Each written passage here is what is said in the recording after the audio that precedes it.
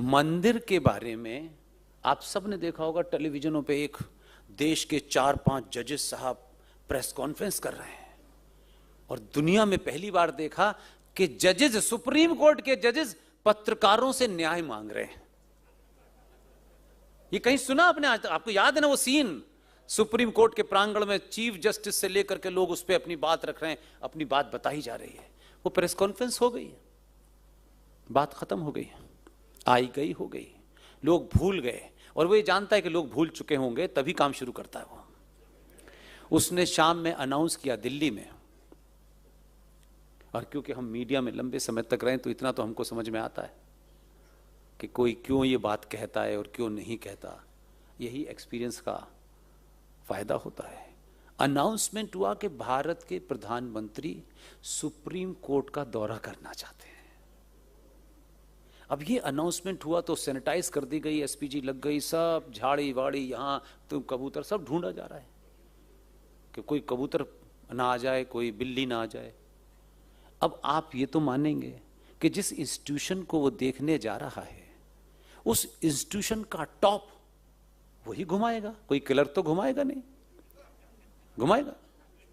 और ये भी समझ में नहीं आया कि जब 15 साल गुजरात में था तब तो अदालतों के इतने चक्कर काटे, फिर क्या अदालत में देखना क्या चाहता है? इसे क्या देखना है? कोई सौंदर्यीकरण देखना है, कोई फूल पत्ती ढूंढनी है?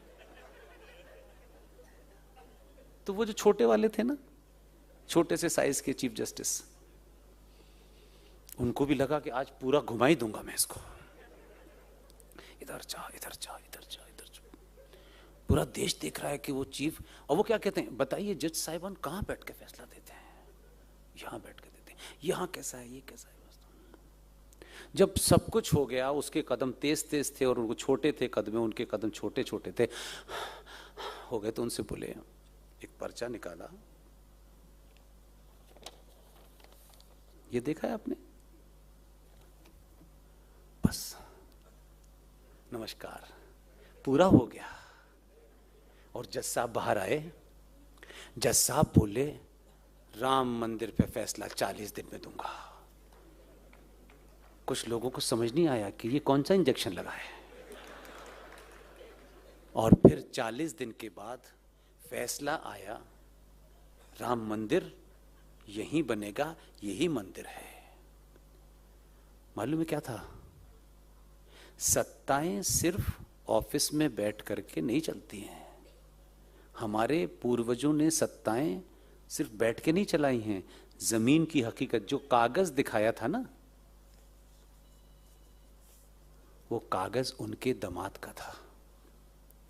उनके दामाद कहीं किसी राज्य सरकार में जज हैं जो करप्शन में फंसे हुए थे। और देखिए, इसमें ईमानदार है वो। नहीं, उसकी ईमानदारी बता रहा हूं, आप पहले से हंस रहे हो। वो ईमानदारी देखिए उसकी कितनी है। जैसे ही उन्होंने फैसला दे दिया, हम आप भारत माता की जय, हम सब खुशी खुशी घूम रहे थे, लेकिन पीछे का जो होमवर्क है वो नहीं पता किसी को। उसने फैसला देने के बाद निगाह गड़ा के रखी कि ये रिटायर किस दिन होने वाले हैं। वो जिस दिन रिटायर होके तेजी तेजी से बाहर आए और घर पे पहुंचे, वो ये जानता है मनुष्य मनुष्य है, उसमें लालच भी है, उसमें सब कुछ भी है, उसमें द्वेष भी है, उसमें बदला भी है। वो कोई खाली नहीं छोड़ता, पता नहीं कब बहक जाए। बहकने के तो पैसे लगते नहीं है। वो घर पहुंचे, घर पहुंच के उन्होंने कोट टांगा, रिटायरमेंट समाप्त हो गया उनका। रिटायरमेंट के बाद जब वो घर पहुंचे तो एक आदमी पहुंचा और एक लिफाफा दिया उनको, सर ये है आपके लिए। जब लिफाफा खोल के देखा तो लिफाफे पे लिखा हुआ था, भारत सरकार ने देश के राष्ट्रपति से ये आपका नाम प्रपोज किया है कि इस देश में जो 12 गणमान्य नागरिकों को राष्ट्रपति राज्यसभा में भेजते हैं, उसमें आपका नाम भी नामित किया गया है। अब 6 साल तक मुंह बंद रहेगा। राम मंदिर का फैसला आ गया। आप समझ रहे हैं? इसलिए मैंने कहा कि भाई, जो दिखता है उसके पीछे भी कुछ होता है। मैं इसलिए साथ खड़ा हूं मुझ पे आरोप लगाओ, मुझे कोई फर्क नहीं पड़ता, मैं इसको बोलूँ।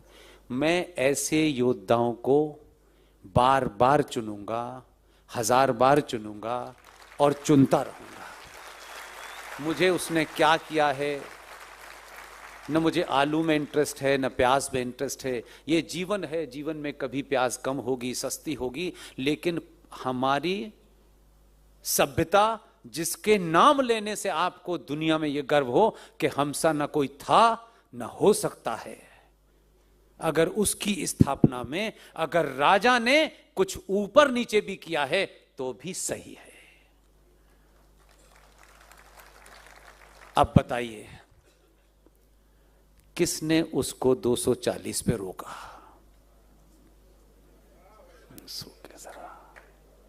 आपको सब कुछ चाहिए, लेकिन 5 साल में बिना पैसे के, कोई इन्वेस्टमेंट के, 5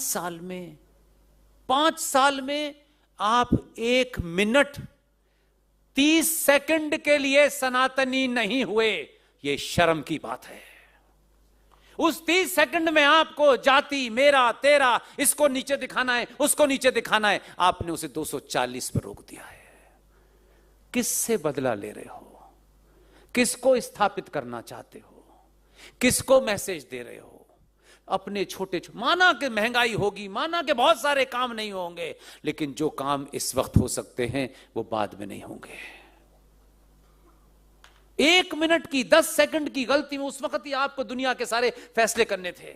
सबक सिखाना है, फलाना है, ढिमाका है। मैं फिर कह रहा हूं, शांति बनाए रखिए। 272 जिस दिन हो जाएंगे उस दिन वक्फ बोर्ड 24 घंटे में हट जाएगा। मुझे इसलिए आपने अगर गलती कर ली है और प्रायश्चित है तो दोबारा गलती मत कीजिएगा। एक छोटी सी गलती हजारों साल तक कितना बड़ा नुकसान करती है, ये हमने हमेशा देखा कि जब जब डिसाइसिव बात हमको करनी थी उसी वक्त हमने इतने सारे सवाल खड़े कर दिए हैं। अगर इतिहास में चचा फूल वाले को प्रधानमंत्री बना दिया गया, जिसको उस अपनी पार्टी के लोगों ने अध्यक्ष नहीं बनाया, वो इस देश का पहला प्रधानमंत्री हो गया। और ये गलत नैरेटिव सेट कर दिया, झूठ बोला कि 15 अगस्त 1947 को जवाहरलाल नेहरू ने शपथ ली थी। जवाहरलाल नेहरू ने पहली शपथ 47 में नहीं ली थी, 2 सितंबर 46 में ली थी। लॉर्ड वॉविल ने उन्हें शपथ दिलाई थी। यह सच्चाई नहीं जानना चाहते आप? उस वक्त भी ऐसे महान लोग थे। वो ठीक है कांग्रेस पार्टी में होंगे, लेकिन कांग्रेस पार्टी आज की पार्टी नहीं थी, वो वाली पार्टी थी। उसमें कैसे महान लोग थे ये इसका पता नहीं लगाया आपने। मैं इसलिए आपको बताता हूं कि बार बार शत्रु को सिर्फ इस वजह से मत देखिए कि वो इधर खड़ा हुआ है। हो सकता है कि वो इधर खड़े होने के बाद भी कुछ बड़ा कर सकता हो।